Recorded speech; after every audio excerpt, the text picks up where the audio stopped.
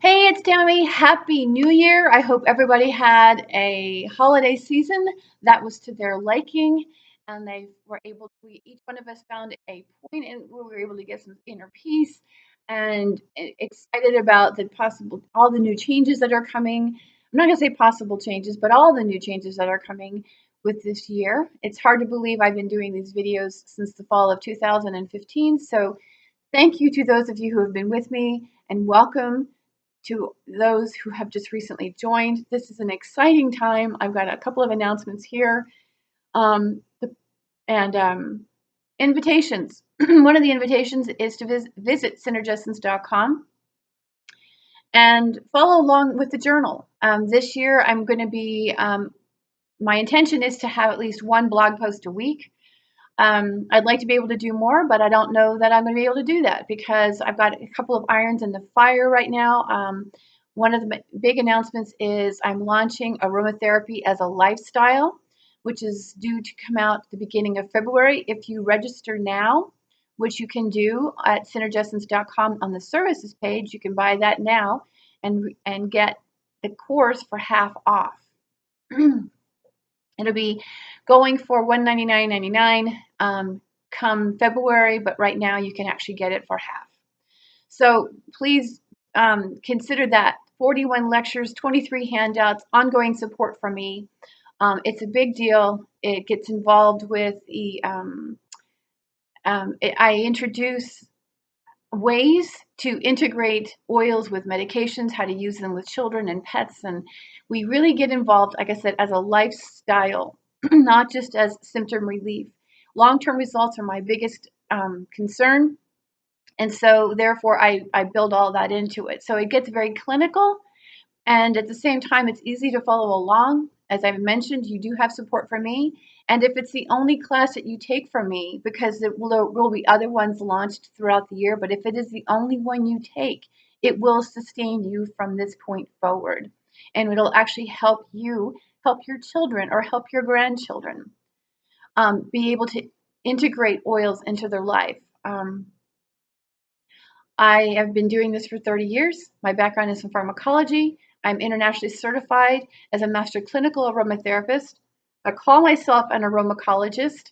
I also have a background in holistic nutrition, primarily the science of food and the way the constituents of food actually are used in the body and what actually happens when we experience dis-ease, disorder, disability, discomfort. Dis actually means lack. So if you have disease, disorder, discomfort, disability, you're looking at lack of ease, lack of comfort, lack of order, lack of ability. And if we lack those things, we can always restore those things into varying degrees. And part of what I'm actually writing about right now in my current blog post is really how we view ability. So, especially in relation to autism and developmental disorders. Okay, so on that note, this particular video, I want to introduce very specifically olfactory therapy, what it is, how it works, and why I recommend it, and how it actually supports other modalities. This is not a standalone, never are essential oils standalone. They are an integral part of our wellness plan. You can use them to improve a health condition. That's symptom relief to a degree. You can also use them to improve a health condition by taking the long-term results into consideration. And when I talk about autism, you're going to hear me talk a lot about children, but I also realize and recognize that there's a lot of adults living with autism and Asperger's. So I have a son in that situation. So, but the reason why I really kind of crack down on using the oils with children is because children's bodies respond far more rapidly to everything that they're exposed to. And I mean, I think all of us are, we all respond, but we see more promising results faster. And the reason my focus for autism today and throughout this year is because I've seen so many positive changes, not because I'm trying to fix the child. I am trying to relieve some of the family's distress. And unfortunately, these days, with the increase in autism, we're seeing a lot of, you'll have to forgive the, I do keep clearing my throat, and that's, I think my body's just, yeah, it's it's been a very cold winter here. Let me just put it that way. We've had a very, very cold few weeks. And in fact, there's still like 2 feet of snow on the ground, and it's just, it's been cold, and I think my body's just really trying to keep me protected. And so here you have it. So please, if you can excuse or overlook the clearing of my throat, I would really appreciate it. So thank you for that. Um, but that said, I am, after getting Christmas cards and so forth from various families that I've supported, I am not looking to just relieve symptoms. I realize that with autism, we see the symptoms, whether it be the stimming, the scripting, and so forth. It's not about eliminating those things, okay? And my primary goal with autism, as it is with anything, and so before I go any further, if there's something else that you'd like to hear about, like I said, this is my focus. This doesn't mean I'm going to be just like adamant. This is all I talk about. So if there's something else that you'd like to know about and would like for me to do a video on, please just say so. But that said, because I have an adult child that's on the spectrum, and one of the things of as a parent of a child with special needs is we worry about what's going to happen to them once they become adults. Number one, how is the world going to treat them? And number two, what are they going to do when we're no longer here? And I don't mean to be morose, but these are the things that go through, at least go through my mind. I don't know if they go through anybody else's mind, but I would think that they do. Because again, especially how the world treats people who look different, who act differently. So one of the things that I want to throw out here is the reason why we see an increase in these behaviors is not because the condition is getting worse. It does have a lot to do with the fact that they are getting older. However, the older we get, regardless of the condition that we're living with, the symptoms may be almost unnoticeable at the beginning, and then eventually, one of the first things that comes to mind is testosterone levels. Okay, again, this is not autism, but this is an analogy. So when the symptoms, over the years, is the testosterone levels start to drop. Now, one of the things that we hear consistently is that just is what happens with old age, just like building fat. People, we have a tendency to gain more weight. Metabolism slows down. There's a lot of stories around what happens to the body as we get older. It's a story. And part of that story, the reason behind that story is because we live in the world that we live in. This is the reason why, one of the reasons why I think we're seeing such an increase in the diagnosis of autism. The other reason for that is something I mentioned in my blog, which is the expansion of the diagnostic criteria. Because it used to be 2 people, 2 to 4 children out of every 10,000 people, out of every 10,000 children was diagnosed, and now we have 1 in 59. So there's, again, 2 reasons why I see that increasing. Number one, they've expanded the diagnostic criteria, and number 2, we live in the world that we live in. It's mentally, emotionally distressful. Then there's the physical distress, depending on, what's going on. And then, of course, most importantly, there's the environmental distress. And all this does, and I don't mean to oversimplify anything, but all this does is alter the chemistry for survival. And so in the case of testosterone levels dropping, that's because you have higher levels of estrogen or chemicals acting like estrogen in the body. That's significant. It doesn't mean it's replacing estrogen. It just means it's acting like estrogen. So you have whatever estrogen your body's producing on, and then on top of that, you have xenoestrogens or environmental estrogens that are also acting like estrogen in the body and signaling like estrogen does. You have an alteration in the way the autonomic nervous system functions, the way the immune system functions, and of course, the way the hormonal system is functioning. All of that combined is going to affect the it is all the result of the way the neurochemistry is being used and how the neurochemistry is influencing these systems. That, of course, is going to affect mental health because those chemicals in the brain also affect our physical health. It's all the same chemistry. It's just, it gets appropriated for different purposes depending on what the body's going through. There's consistent shifts happening in the system. And so this is the reason why I believe that we're seeing such an increase in autism. We can blame and we can point fingers and say, yeah, it's, immunizations, or it's this, it's the collective environment.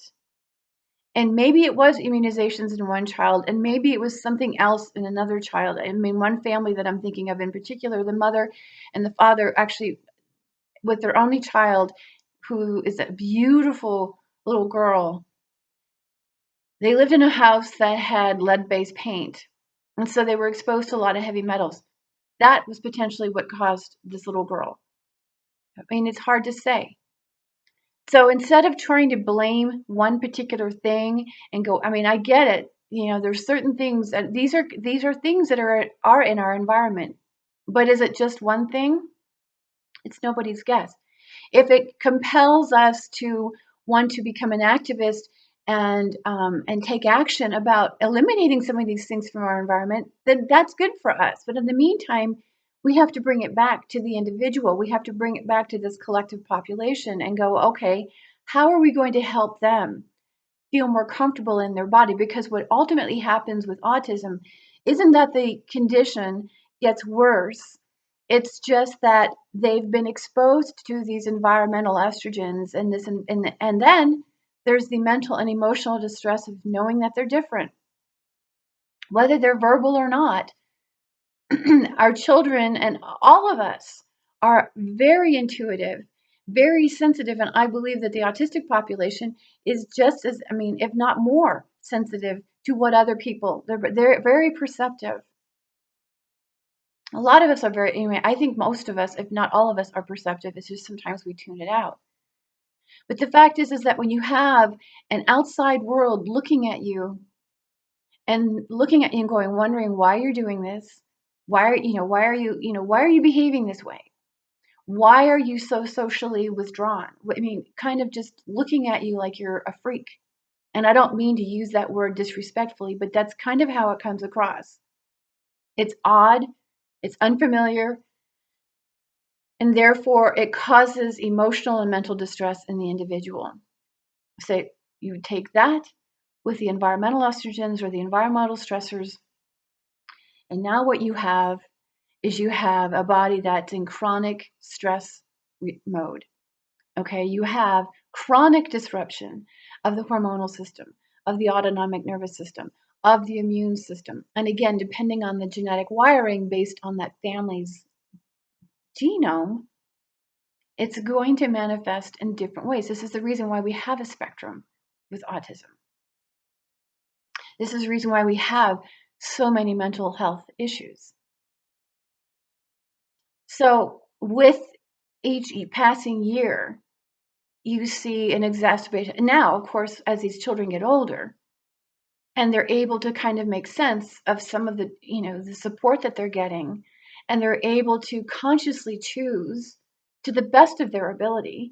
Because let's face it, if you have a panic attack, you don't have to have autism, but if you have a panic attack or you're just majorly struck with anxiety, there is nothing you're going to do to stop that from happening. It's going to crank itself up, and then you have to literally talk yourself off the ledge.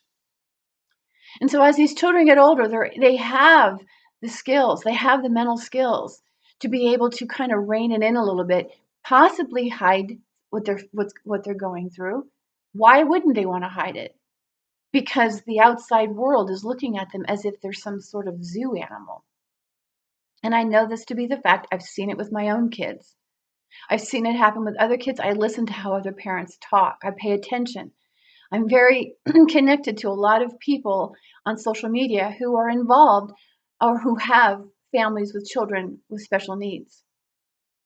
So I hear their concerns. I'm not just speaking out of turn here. Plus, because like I said, I had my own. And so learning how to hide these things from the general public doesn't actually make it any easier to be the individual, because it is actually compiling the stress. And so this is the purpose why I want to introduce here the concept of olfactory therapy. It doesn't take the place of anything else. And like I said, the oils are not a standalone solution. I know many people want to believe that they are, but they're not. They are a signaling molecule. Individually, collectively, they are a synergistic signaling molecule that has a very well-rounded, in-depth effect on the body that helps to modify and regulate cellular and genetic function. You want to argue with me? Go for it. I'll take you up, because the fact is that this is exactly how medications are designed, based on a lot of the way these different plant constituents function in the body. Again, this is, if I don't, usually I make that introduction. I just want to say that is part of my background, is pharmacology and studying plant constituents and their use in drug development. So there's very specific targets that they are looking at, the way these chemicals work, and then they're replicating them in the lab. And what I'm doing with the oils is actually helping to modify, and even I'm not looking to target, when I work with people, I'm not looking to target specific chemicals. I am actually looking to stabilize the system. This is the reason why initially my videos talked about very specific oils, and today I will not, because the fact is every individual is different. And while I can make a pretty well-founded suggestion, it's not a guarantee it's going to work, because the individual body is so different from one to the next. And it may not last long. So and I'm not looking just for symptom relief. Symptom relief is very important, because when somebody can slow down their, and truthfully, I actually have done the research on this too. The top 3 complaints, if you will, between parents and teachers of children and elementary aged children with autism is behavior, social interactions, and academics. That's their 3 primary concerns. And the interesting thing about it is every single one of them. Now I realize I just finished saying that the oils are not the standalone solution, but all of those things can be improved with the inclusion of oils. Now, as I mentioned, they are signaling molecules. This is the reason why I pair them with nutritional suggestions. Sometimes it's supplements, often, although not often, when people with autism, there's texture issues, and there's a pickiness, if you will, around food. So I am very aware of selective taste, as well as selective ideas with texture. So supplementation and finding ways to get very nutrient-rich foods into them that contain the cofactors. See, microdosing on a lot of micronutrients, or I shouldn't say microdosing, megadosing. Ugh, megadosing on micronutrients. That's just how I wanted to say it. It's not the answer, because taking all your B's and your C's and getting, that's not the answer. The body's getting that in the food. It's the macronutrients that are required we're having a hard time breaking down. So getting nutrient-rich foods, and it doesn't take a lot. We have to get out of the mindset that it takes a lot. And if you pair that with the oils, and the oils are, again, signaling molecules, and we'll get into what I mean by olfactory therapy. Children's bodies, number one, respond very well because they've been on the planet less. So there's less alterations, because a lot of the genetic adaptations that are occurring, sometimes they are irreversible, or it takes longer for the body to undo what's been done. But the younger we are, it doesn't take as much to undo. And so the benefits far outweigh any other concerns. But if there are medications involved, you do want to make sure that you are using something that works together, that doesn't conflict and doesn't duplicate the mechanism of action. And these are things that I actually go into also into this with this course. So when you intentionally pair nutrient-rich foods or supplements, I prefer superfoods and adaptogens, which are really easy to get into these kids. And you pair that with the oils. Again, the results are profound. And again, stabilizing the body so the body can actually break down the macronutrients is essential. Now, what is olfactory therapy? Well, it is exactly what it is. The olfactory system. We actually have receptor cells all over the, pardon me, we have 350 olfactory receptor cells, or olfactory receptors. That's a lot of picking up aromatics. And it is they're all over the epithelium. So we are sensing our environment more than we actually realize. Now, olfactory therapy itself directly, especially with children, and children like it because it becomes a structure. And as we know with children with autism, structure is essential. And I know change is not something that they do very well with. I'm very familiar with all that. But like I said, there's 3 primary concerns, and the rest of this stuff starts to fall in place the more we are able to stabilize their system. Again, behavioral issues, social interactions, academics are easily stabilized when we begin to include intentional, some very specific oils for the individual. So olfactory therapy actually involves the use of smelling the oils. Like I said, the children really do enjoy it because it becomes a structure that they can rely on. They can actually ask for it. They know when to, it's something that they like to build into their life. And the reason why I recommend it, and all I ever do is have people put it on their throat or under their nose. Sometimes it's too much under the nose, but if you put it on the front of your neck, now you actually you're getting it into the skin, into the, and you're also inhaling it. That's Nymeria. She's dogging me right now because she wants to go outside. At any rate, but and it's just a couple of drops. See, the less we use, the more effective it is. The sesquiterpenes in your essential oils cross the blood-brain barrier, and they have the ability to influence neurochemical activity.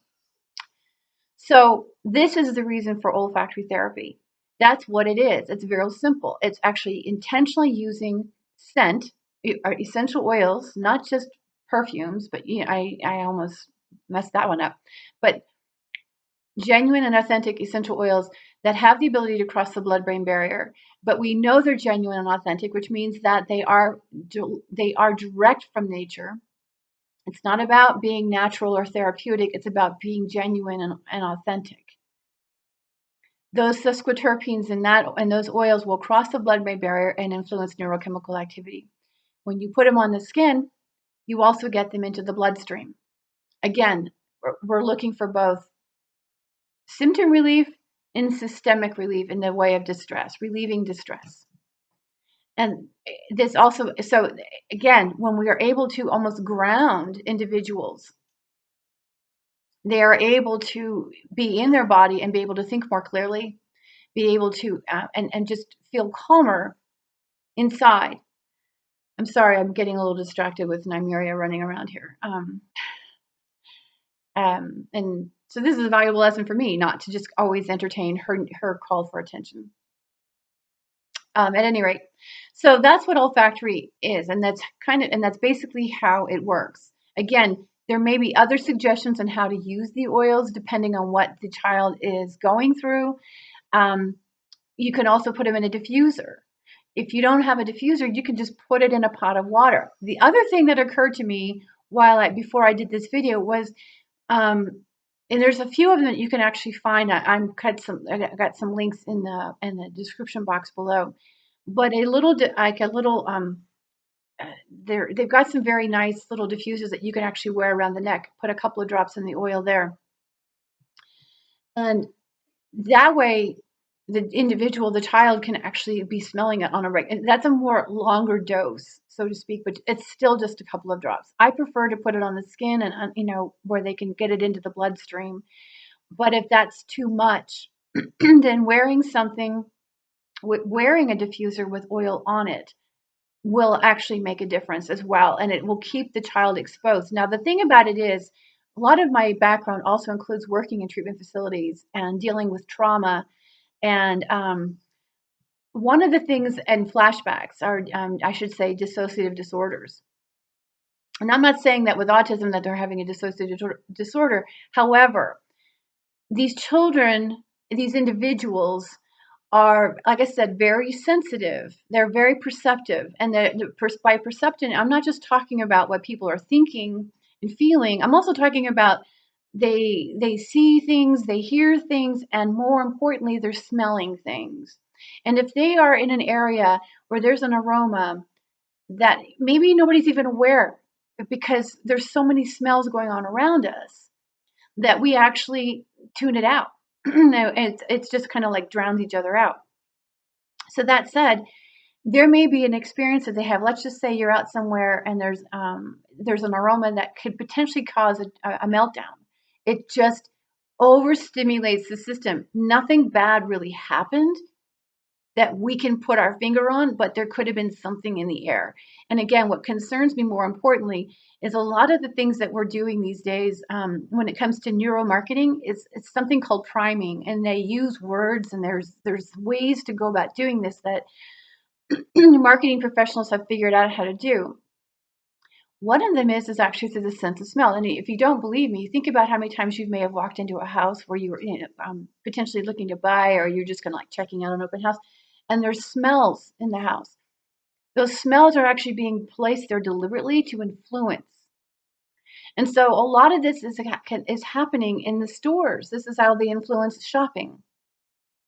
And if we're taking our children out and they're exposed to these aromas, it's quite possible that what they're being exposed to is overstimulating their system and potentially leading to a meltdown. Now, the last thing I want for you as a parent is have to deal with that in public, because it's difficult, to say the least. And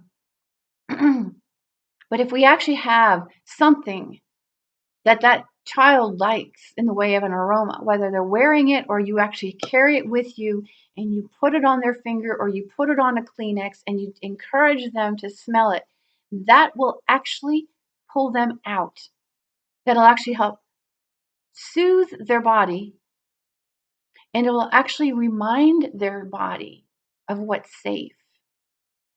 This is olfactory therapy. These are the things that I work with when I work with families individually. And I am scheduling consults via Skype and or video chat.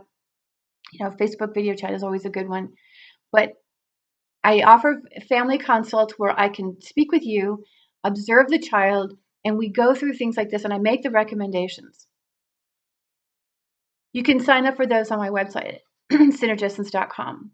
And if oils are something that we go into next that I would produce for you, that's something separate, and that's something we can talk about. But this is olfactory therapy. This is how it's not just about you use oils and you put it on your body and bam. No, I actually help you figure out ways and understand the sense of smell and actually how it's influencing your child's ability, their behavior, their academics, their social interactions, and so forth. And anything else that you might be concerned with. And of course, all of this helps to relieve your distress, and when your stress levels come down as well, it makes it easier for the child, again, because they are so perceptive. So that is what olfactory therapy is. That is how it works. And like I said, and it also works very well in supporting the other modalities, whatever else you're doing. ABA therapy, it doesn't make whatever, occupational therapy, speech therapy, whatever else you're doing, it actually helps them integrate these other therapies beautifully. And the results are profound and they are ongoing. That said, you will have to continue using oils. Please don't let that stop you. Because how many of us actually have no problem running to the pharmacy to go get, over-the-counter medications. We don't have a problem taking over-the-counter medications. We don't ever go, how long am I going to have to take this? If somebody says you need to take a prescription, let's just say for anxiety, you might briefly ask the question, how long am I going to have to live on this for the rest of my life? And you may hear the answer, no. But the truth is you're going to end up needing something else. Why? Because these medications are very specific in their target, which means they're influencing very specific chemicals in the body, after which which means they've created an alteration in the system altogether. You come off of that medication, you may be okay for a while, but because of the world we live in, you're going to experience something else that's going to require other medications. So we have a choice. I realize your medications are paid for by insurance, but the truth is if you're only using a couple of drops of oil once, a couple of times a day, it's going to last you a while. I understand there's a lot of companies out there and they're very expensive. Their oils are expensive, but you don't need to be dousing yourself and bathing in them all the time. Just a couple drops. So let me know if there's any questions that you have regarding this. This is the plan, is to continue talking about things like this regarding autism. And like I said, I'm going to continue writing about it too. And you're invited to ask me questions about mental health, autism, special needs, or anything else that you'd like to know about. I'm happy to provide you with whatever content you're looking for. And please consider signing up for the course. I'm excited. I am so excited about it. This is like my life coming into fruition. I've done one before, and this is taking that and just putting it's like on steroids. Before it was called Breaking the Cycle of Disease Management. This is aromatherapy as a lifestyle, and it is the same course on steroids. And as a matter of fact, if you sign up for this course, I will provide you with material from the last course. I will throw that in as an added bonus. I haven't announced that yet, so I'm going to make that announcement.